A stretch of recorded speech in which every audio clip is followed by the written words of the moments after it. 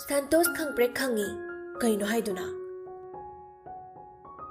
Sagar na hairei nang wari khara hudukpa yadro tumina dum lairi dubu aina marol ama mihun se mathong maram khangdreda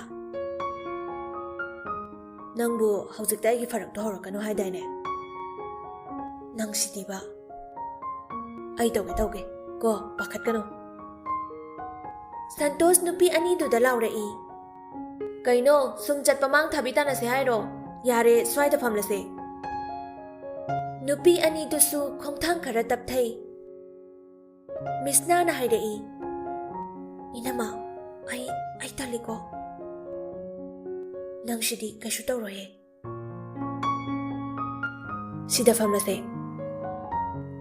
nupa ani duga pareng sang na fammi Misna di ahan baga oi baga yamna ikairami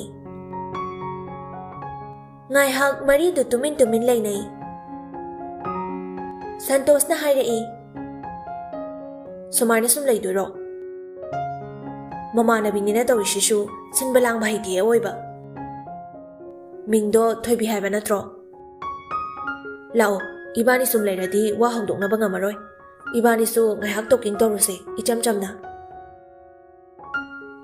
Thoibi haugatke tawi Adubu Misna na chatkinu haibagi matagum makhutta yali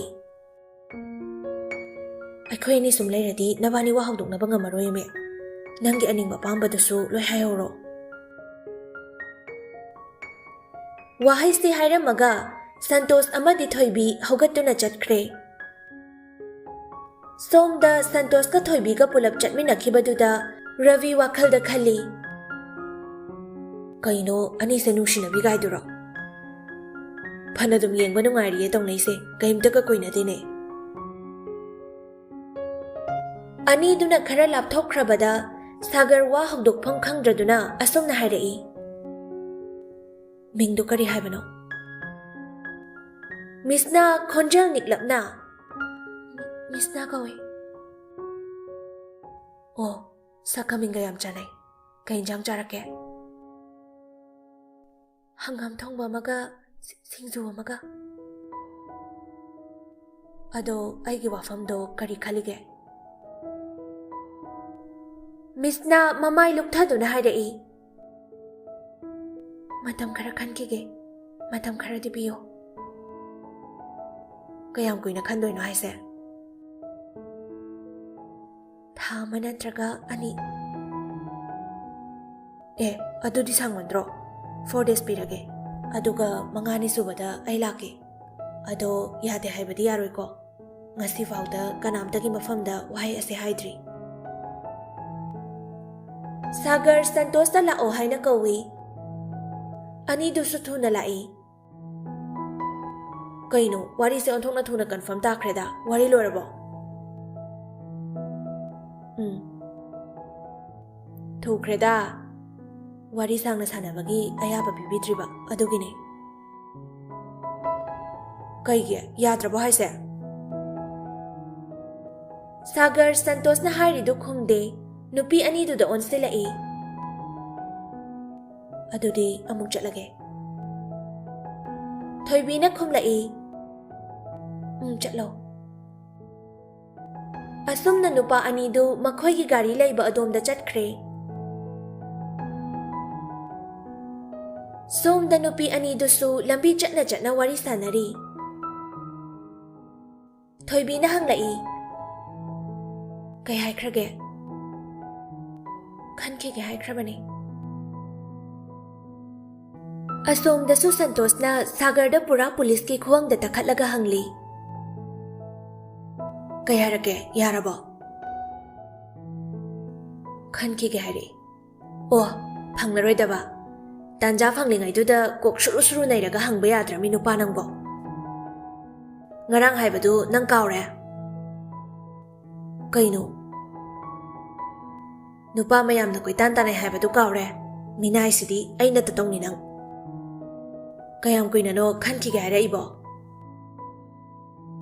4 days Asum na sumlak pa na nupa ahum dumayum yawrakli ꯃꯤꯁꯅꯥꯁꯨ ꯃꯥꯒꯤ ꯀꯥꯗ ꯆꯪꯗꯨꯅ ꯈꯟꯕ ꯌꯥꯕ ꯈꯜꯂꯤ, ꯑꯗꯨꯕꯨ ꯄꯥꯎꯈꯨꯝꯗꯤ ꯐꯪꯗꯦ꯫ ꯅꯨꯃꯤꯠ ꯍꯨꯝꯅꯤꯒꯤ ꯃꯇꯨꯡ ꯊꯣꯏꯕꯤ ꯃꯤꯁꯅꯥꯒꯤ ꯌꯨꯝꯗ ꯂꯥꯛꯏ꯫ ꯀꯩꯗꯧꯔꯒꯦ? ꯀꯩ ꯈꯜꯂꯤꯒꯦ? ꯃꯥꯅꯗꯤ ꯅꯪꯁꯦ ꯌꯥꯝ ꯅꯨꯡꯁꯤꯕ ꯃꯥꯜꯂꯦ꯫ ꯈꯪꯗꯦꯗ, ꯃꯤꯅ ꯈꯟꯕ ꯋꯥꯈꯜꯕꯨ ꯍꯦꯛꯇ ꯀꯔꯝꯅ ꯂꯥꯏꯅ ꯈꯟꯕ ꯉꯝꯅꯤ? ꯃꯇꯧ ꯃꯥꯜꯍꯟꯕ ꯑꯣꯏꯔꯝꯕꯁꯨ ꯌꯥꯏ꯫ ꯊꯥꯖꯕ ꯌꯥꯄꯣꯟꯇꯦ ꯅꯨꯄꯥꯁꯦ꯫ ꯅꯨꯃꯤꯠ 5ꯅꯤ ꯁꯨꯕꯒꯤ ꯑꯌꯨꯛꯅꯤ꯫ ꯁꯟꯇꯣꯁꯀ ꯔꯕꯤꯒ ꯁꯥꯒꯔ ꯍꯣꯏꯗ ꯂꯥꯛꯏ꯫ ꯁꯥꯒꯔꯒꯤ ꯃꯃꯥ ꯏꯕꯦꯝꯃ ꯊꯥꯕꯜꯂꯩ ꯁꯨꯃꯥꯡꯗ ꯊꯥꯔꯤꯕ ꯂꯩ ꯒꯝꯂꯥꯁꯤꯡꯗꯨ ꯏꯁꯤꯡ ꯆꯥꯏꯗꯨꯅ ꯂꯩꯔꯝꯃꯤ꯫ ꯅꯣꯏ ꯂꯥꯛꯂꯤꯕ꯭ꯔꯣ ꯏꯆꯥꯁꯥ? ꯍꯣꯏ ꯏꯃꯥ, ꯂꯥꯛꯏꯌꯦ꯫ ꯁꯟꯇꯣꯁꯇꯤ ꯊꯥꯕꯜꯂꯩꯅ ꯍꯥꯏꯔꯤꯕꯗꯨ ꯈꯨꯝꯗꯦ꯫ ꯃꯥꯅ ꯊꯣꯛꯄ ꯑꯃ ꯉꯥꯡꯗꯨꯅ ꯂꯩ꯫ ꯑꯩꯈꯣꯏ ꯏꯃꯥꯅ ꯂꯩꯗ ꯉꯥꯎꯕꯁꯤ ꯉꯥꯎꯋꯦ ꯑꯋꯣꯏꯕ꯫ ꯂꯩꯅꯤꯅ ꯇꯧꯔꯤꯁꯤꯁꯨ ꯂꯣꯏꯅ ꯍꯦꯛ ꯐꯖꯩ꯫ ꯔꯕꯤꯅ ꯃꯥꯅ ꯊꯣꯛꯄ ꯑꯃ ꯉꯥꯡꯉꯒ ꯂꯩꯌꯦꯃꯦ, ꯁꯣꯅꯣ ꯍꯥꯏꯁꯤꯅꯤ꯫ ꯍꯟꯗꯦꯅꯦ ꯃꯁꯦ, ꯏꯆꯥꯗꯤ ꯁꯤꯅ ꯑꯗꯨꯝ ꯍꯦꯟꯅ ꯄꯛꯆꯩꯗ꯫ ꯑꯗꯣ ꯏꯃꯥ, ꯑꯩꯈꯣꯏ ꯍꯤꯔꯣꯗꯤ? ꯃꯥꯒꯤ ꯀꯥꯗ ꯂꯩꯕꯅꯦ꯫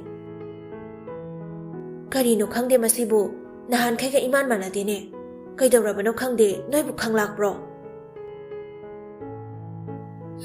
ꯑꯗꯨꯕꯨꯔꯣ ꯏꯃꯥ, ꯑꯩꯈꯣꯏ ꯍꯤꯔꯣꯗꯣ ꯍꯟꯗꯛ ꯍꯦꯂꯣꯏ ꯑꯇꯣꯝꯕꯤ ꯑꯣꯛꯅꯔꯤꯕꯅꯦ꯫ ꯍꯥ, ꯀꯔꯤꯅꯣꯅꯦ ꯅꯪꯅ ꯍꯥꯏꯗꯨꯕꯣ? ꯏꯃꯥꯕꯨ ꯚꯥꯞ ꯇꯥꯗ꯭ꯔꯤꯅꯦ꯫ ꯅꯨꯄꯥ ꯑꯅꯤꯗꯨ ꯇꯤꯈꯠꯇꯅ ꯅꯣꯛꯊꯣꯔꯛꯏ꯫ ꯔꯕꯤꯅ ꯅꯣꯛꯂꯒ, ꯏꯃꯥ, ꯀꯣꯟꯅ ꯈꯪꯉꯣ ꯑꯗꯨꯗꯤ꯫ ꯑꯁꯤ ꯍꯥꯏꯔꯝꯃꯒ ꯑꯅꯤꯗꯨ ꯁꯥꯒꯔꯒꯤ ꯀꯥꯗ ꯆꯪꯉꯛꯏ꯫ ꯁꯥꯒꯔ ꯐꯃꯨꯡꯗ ꯇꯨꯃꯤꯟꯅ ꯍꯤꯞꯇꯨꯅ ꯂꯩꯔꯝꯃꯤ꯫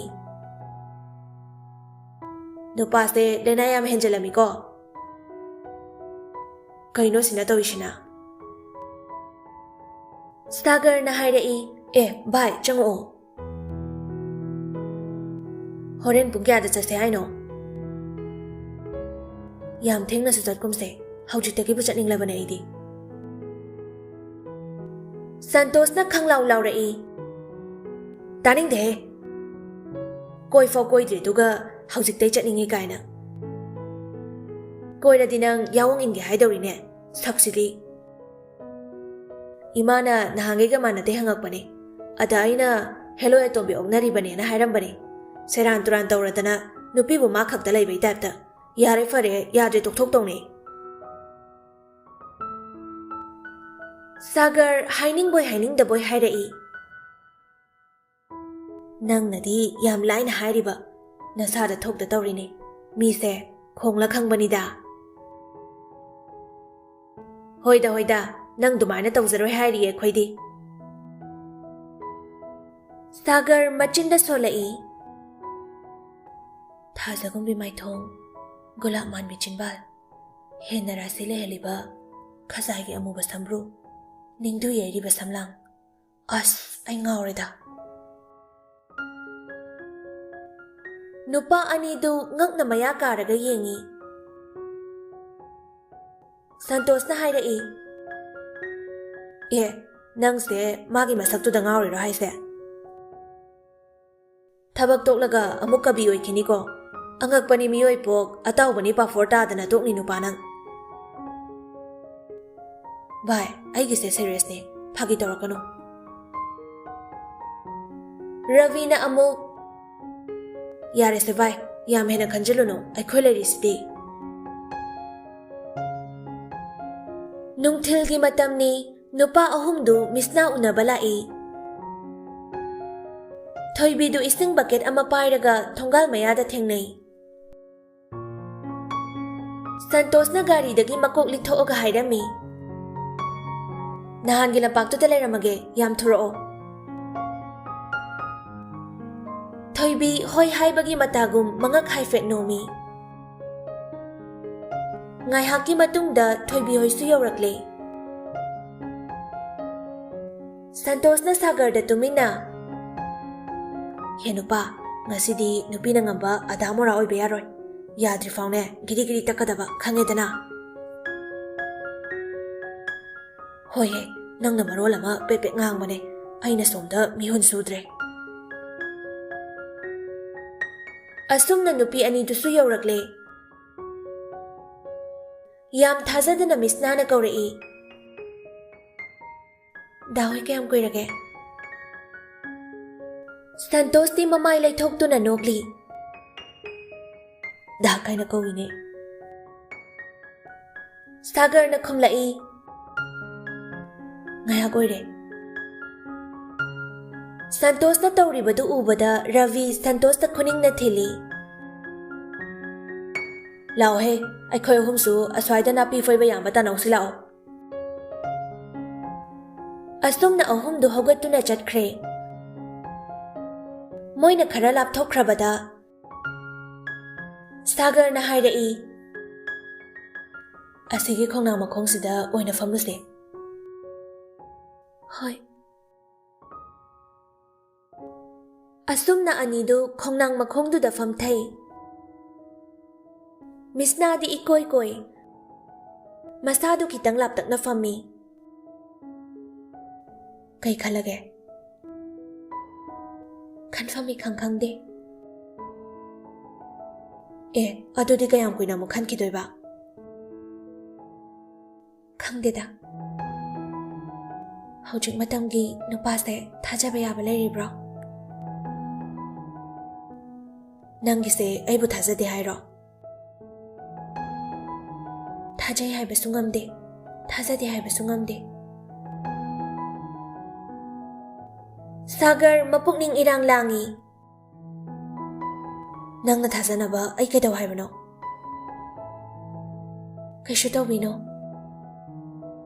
Wahaido nupisingbu khudum chanaba hotnabada sizinaba yamna hupuba wahaini. Adugumba longnam langduda ai kaidaw nungdasu thuroi. Wako chiko na gumse. Aina kaidawraga nangna ibu thajabigane. Wahai asi hairaga Sagar gi mitlu anida pirang ihaurai. Ngasai makai thamoy kanbi oiramlabi Miss Na do. Sagar gi mitlu dagi pirang sinthana hairakliba wahai du tarubadagi. Khanghaudana thamoy do laina dagi hena thotkre. Aduga asumna hairai. Aibu yamna thamoy kanbi manbra. Ngasi faubada nungshibagi bikhyan irakpada kanamtada hapkidri. Adubu aina khwaidagi kiribadi kainabadune. Wahai du tabada Sagar pirang thangba mamittu Miss Na da onsilai. Munna yenglaga asumna hairai. Aina nangbu nungsibase kainage khana nungsiba nate. Punsigi khongloi oige khana nungshikibane. Masi nangna ayaba bibiyo. Yare haibagi matagum Miss Na maithongda momon noglai.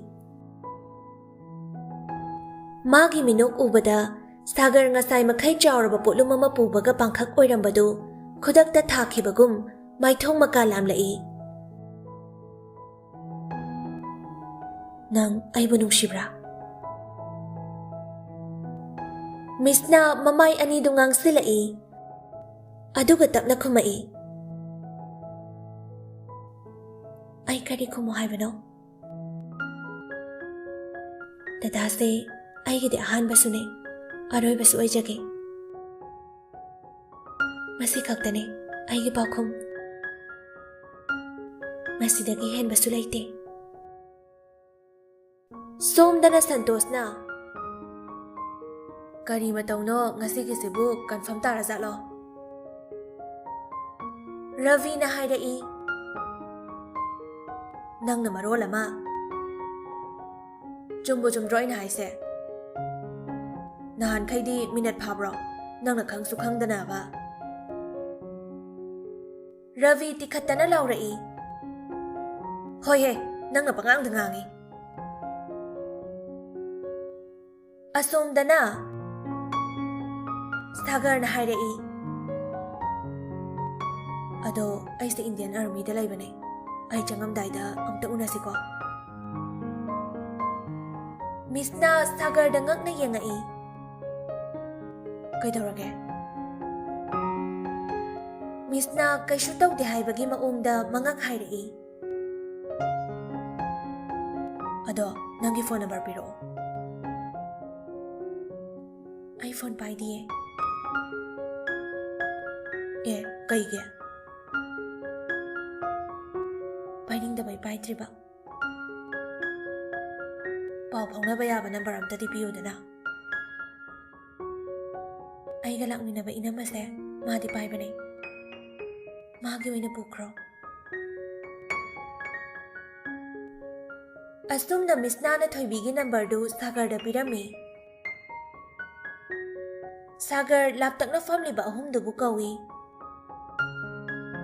ꯑꯍꯨꯝꯗꯨꯁꯨ ꯌꯧꯔꯛꯂꯦ꯫ ꯁꯟꯇꯣꯁꯅ ꯍꯪꯂꯛꯏ, ꯌꯥꯅꯔꯕꯣ? ꯁꯥꯒꯔꯅ ꯅꯣꯛꯐꯦꯠ ꯇꯧꯅ ꯍꯥꯏꯔꯛꯏ, ꯁꯦꯁ, ꯌꯥꯗꯦꯀꯣ, ꯑꯗꯣ ꯊꯤꯜꯂꯝꯈꯤꯗꯣꯏꯔꯣ? ꯁꯥꯒꯔꯅ ꯈꯨꯝꯗ꯭ꯔꯤꯉꯩꯗ ꯃꯤꯁꯅꯥꯅ ꯊꯠꯈ꯭ꯔꯦ꯫